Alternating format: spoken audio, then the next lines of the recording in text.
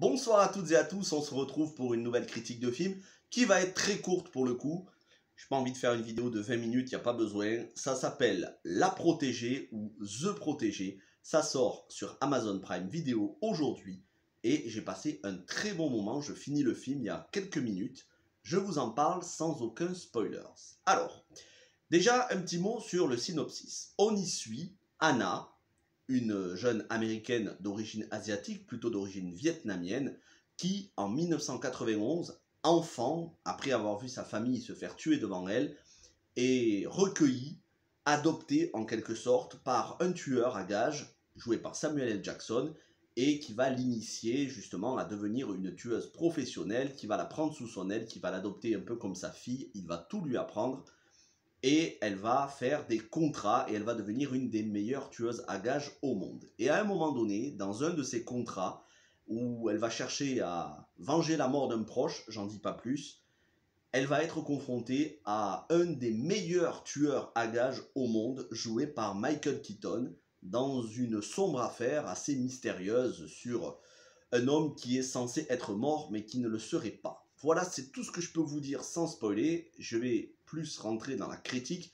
mais avant toute chose, un mot sur le réalisateur et sur le scénariste. Le réalisateur, c'est Martin Campbell. Et si ce nom vous dit quelque chose, c'est parce que c'est un très bon réalisateur qui a fait 4 excellents films dans sa filmographie. Le meilleur, Casino Royale, le meilleur film, James Bond, avec Daniel Craig. GoldenEye, le meilleur James Bond avec Pierce Brosnan, ainsi que les 2 Zorro avec Antonio Banderas. Mais il a fait aussi Green Lantern. Et Green Lantern, vous le savez, le film s'est fait exploser par les critiques. Moi, j'ai bien aimé Green Lantern, donc je ne fais pas partie de ceux qui le reprochent. Mais Green Lantern, eh bien, ça a infligé une traversée du désert à Martin Campbell pendant de nombreuses années, presque une petite dizaine d'années, un petit peu moins. Et il est revenu sur le devant de la scène avec The Foreigner, un thriller avec Jackie Chan et Pierce Brosnan, et ce film La Protégée, qui ne sort pas au cinéma, mais sur Amazon Prime. Il faut espérer que le film soit vu un grand nombre de fois, parce que c'est tout à fait un film qui pourrait sortir au cinéma. Il est épaulé au scénario, ou plutôt au scénario, c'est Richard Wenk qui s'en occupe, et Richard Wenk, pareil, lui c'est quelqu'un qui est plutôt solide en matière de scénar. J'ai noté les films Equalizer 1 et 2, avec Denzel Washington et Anton Fuqua. Jack Reacher 2, certes, c'est le moins bon des deux, mais il reste quand même pas mal. Braqueur d'élite avec Sullivan Stapleton, que je vous recommande, c'était vraiment très sympa comme film. Et bientôt, Kraven le chasseur dans l'univers de Spider-Man. Donc Richard Wenk, c'est quelqu'un qui est plutôt bon en matière de scénar et qui signe ici un film qui s'apparenterait un petit peu à du John Wick. J'ai noté, ça m'a fait penser donc à du John Wick, ça m'a fait penser surtout à Au revoir à jamais avec Gina Davis et Samuel L. Jackson. C'est pas pour rien, c'est justement parce qu'il y a Samuel L. Jackson qui a un petit peu le même type de rôle. Ça m'a fait penser aussi à Equalizer, c'est une évidence, l'aspect tueur à gages, ex-tueur à gages, justicier qui essaye d'honorer des contrats tout en essayant d'avoir une bonne conscience. Et enfin, un autre film avec Michael Keaton qui pour le coup était sorti au cinéma il y a quelques années, il y a peut-être 4 ou 5 ans en arrière, grand maximum.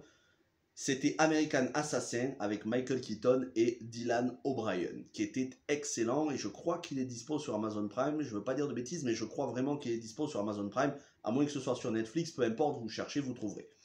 Donc, on a quand même de bonnes références, et bien évidemment, ça fait penser aussi à des films avec Statham comme Le Flingueur, c'est normal, c'est Richard Wenk qui est aussi au scénario, on y retrouve pas mal de choses. Donc, ça reste classique, c'est pas un film ultra original, mais c'est un film qui repose surtout sur l'interprétation et le charisme de ses acteurs, et Maggie Q, elle inonde le film de son charisme, déjà elle est sublime.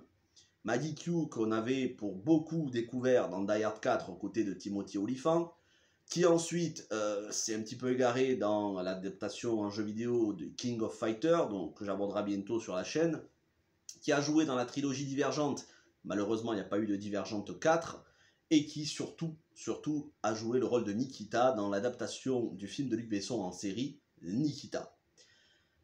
À côté de ça, Samuel L. Jackson, Michael Keaton, je ne vais pas vous les représenter.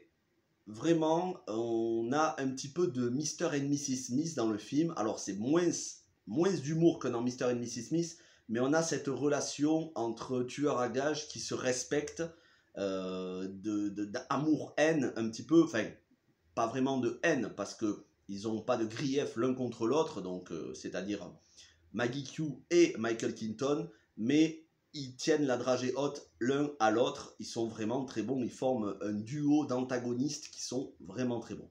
Donc comme je disais, l'interprétation est au top, vraiment.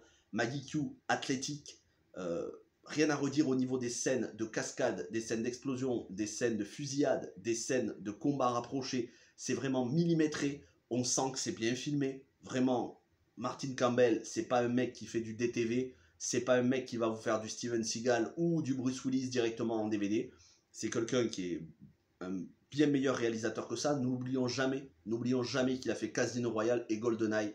Et ça reste quand même deux des meilleurs films d'espionnage action de ces 20-30 dernières années. Donc, Martin Campbell fait vraiment une très très bonne réalisation. La musique tient la route, c'est vraiment plus que potable. Après, il n'y a pas de thème marquant, c'est pas un grand compositeur. D'ailleurs, vous voyez, j'ai oublié le nom, on n'est pas sur quelque chose comme David Arnold ou Thomas Newman ou Hans Zimmer ou Harry Gregson Williams. Non, on est sur quelqu'un dont j'ai oublié le nom malheureusement, avec tout le respect que j'ai, mais voilà, c'est pas une grande composition non plus. Petit bémol, certes, c'est une qualité au film, mais il faut le savoir avant pour pas mettre les enfants devant le film, c'est un film très violent. Et quand je dis que c'est très violent, non seulement il y a du sang, mais il y a aussi des décapitations. Donc voilà, la moitié du film se passe en Thaïlande, et en Thaïlande, c'est pas des tendres. Donc vous allez avoir des coups de machette. Il y a quand même des scènes qui sont assez chocs, qui impliquent des enfants notamment, des familles. Je peux pas vous en dire plus pour pas vous spoiler, mais il faut savoir que c'est un film qui est violent. Ça aurait été au cinéma, c'était du moins de 12 ans. En tout cas, si ça passe à la télé un jour, enfin ça passera à la télé, mais quand ça passera à la télé, je suis sûr et certain que ce sera déconseillé au moins de 12 ans, et c'est largement mérité. Ça ne doit pas vous retenir de regarder le film, c'est juste que c'est pas un film pour les enfants. Voilà ce que je pouvais vous dire sans trop vous spoiler le film. 1h49 environ, j'ai pas vu le temps passer, pas une seule seconde. Ça m'a fait penser aussi à Kate, le film Netflix dont j'avais fait la critique avec Mary-Elizabeth Winstead. On est totalement dans le même genre de film, sauf que Kate se passait au Japon, ici ça se passe au Vietnam. Donc un très bon divertissement, bien rythmé, plutôt bien écrit, brillamment interprété. Après ça sort sur une plateforme de SVOD. C'est en aucune manière un gage de moins bonne qualité qu'un film de cinéma. Il faut le voir comme un film qui serait sorti au cinéma. Voilà, ça reste de la très bonne qualité. C'est tout ce que je voulais vous dire, je ne le ferai pas plus long. On se retrouve non pas demain, mais mercredi pour une autre critique de film et surtout pour le premier épisode de la série The Book of Boba Fett, le spin-off de The Mandalorian, et ensuite jeudi et vendredi pour les 2 dernières vidéos de l'année, le top des films et le top des séries. Passez une bonne soirée, portez-vous bien et ciao tout le monde.